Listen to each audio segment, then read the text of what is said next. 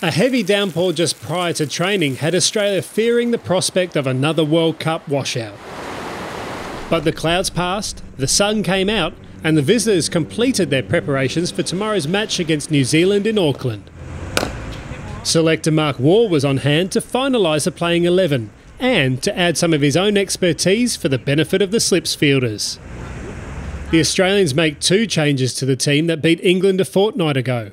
Michael Clarke in for George Bailey, and Pat Cummins replaces Josh Hazlewood.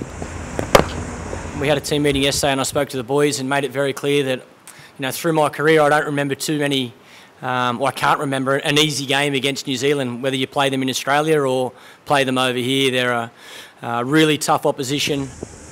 New Zealand stick with the same team that has carried them to 3 wins in the tournament so far, with fast bowler Tim Southey shrugging off any concerns about the shoulder he heard at training yesterday. I think if you look at the Australian team, you look at our team, you probably play a similar brand of cricket.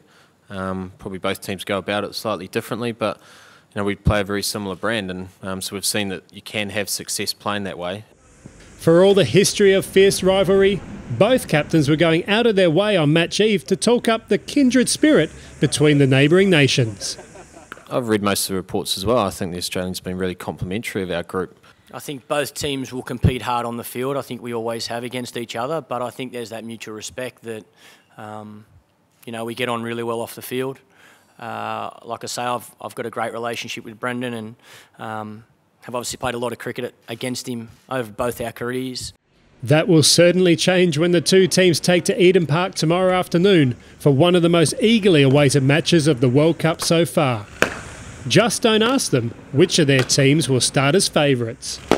Favourites, underdogs, it's irrelevant once the game gets underway. Who cares?